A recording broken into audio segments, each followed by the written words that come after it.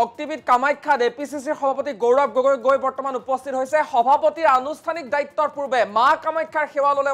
গৌৰৱ গগৈ দৃশ্যাংশ আমি আপোনালোকক দেখুৱাইছো বিৰোধী দলপতি দেৱব্ৰত শইকীয়া সমন্বিতে 5 গৰাকী অধ্যক্ষৰ সৈতে কেইবাগৰাকী বিধায়কক লগত লৈ এয়া গৌৰৱ গগৈ ইতিমধ্যে মা কামাখ্যা ধামত গৈ উপস্থিত হৈছে কামাখ্যা মন্দিৰত তেওঁ দৰ্শন কৰিছে আৰু এই দৰ্শনত কংগ্ৰেছ নেতৃত্বৰ বহুগৰাকী বিষয়া ইতিমধ্যে সংগ দিয়া দেখা পোৱা গৈছে আমি তেওঁৰ পৰা কিছু কথা জানিব চেষ্টা কৰিম যিহেতু ৰাতিপুৱাৰ ভাগত পোনপ্ৰথমে তেখেতে যিহেতু কামাখ্যা মন্দিৰত উপস্থিত হৈছে আৰু লগতে এয়া আমি পোনপটীয়াভাৱে এনবি নিউজৰ দৰ্শকসকলক দেখুৱাই আছোঁ এনেদৰে কামাখ্যা মন্দিৰৰ দৰ্শনত তেওঁ গৈ থকা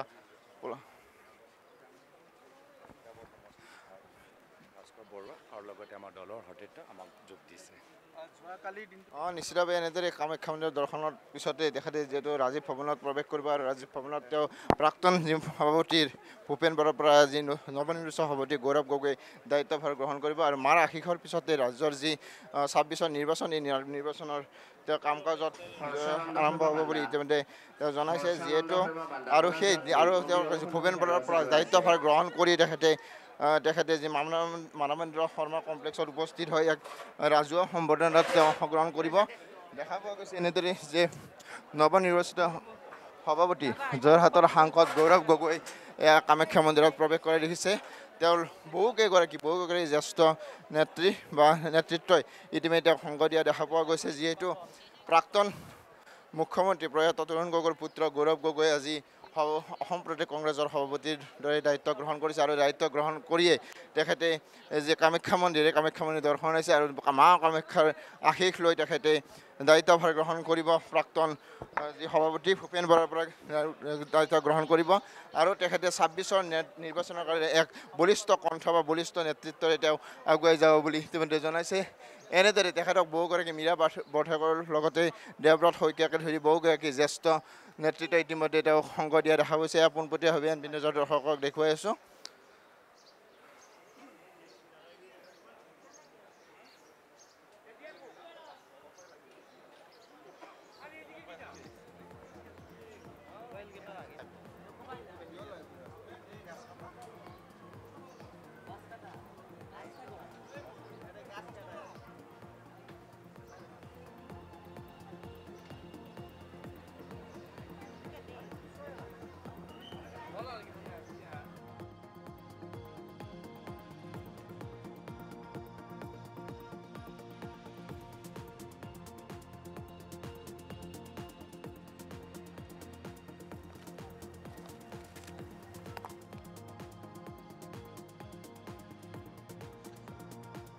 নাই নি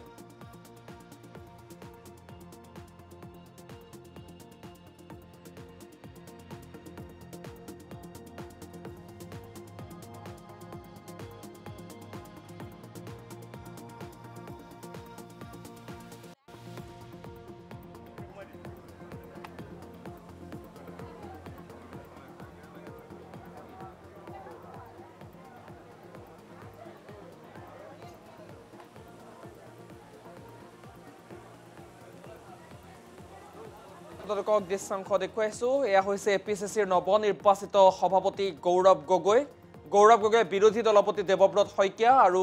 কেইবাগৰাকীও কংগ্ৰেছৰ জ্যেষ্ঠ নেতা নেত্ৰীক লগত লৈ আমি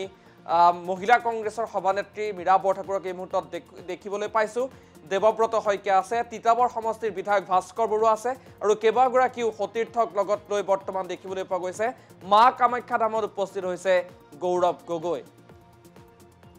আৰু গৌৰৱ গগৈ বৰ্তমান পূজা অৰ্চনা আগবঢ়াব কামাখ্যা ধামত আৰু তাৰ পাছতেই আজিৰ দিনটোতেই এপিচিচিৰ সভাপতি হিচাপে আনুষ্ঠানিকভাৱে দায়িত্বভাৰ গ্ৰহণ কৰিব গৌৰৱ গগৈ দৃশ্যাংশ আমি দেখুৱাইছো মা কামাখ্যা ধামত ইতিমধ্যে গৈ উপস্থিত হৈছে গৌৰৱ গগৈ আৰু মা কামাখ্যা ধামত মা কামাখ্যাৰ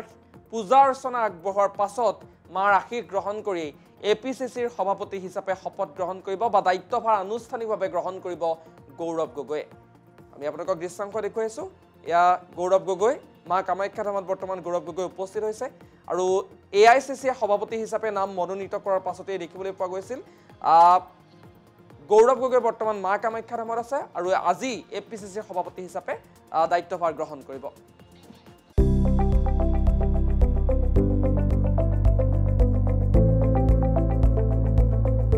NB নিউজ, সহজ সৰল ভাষাত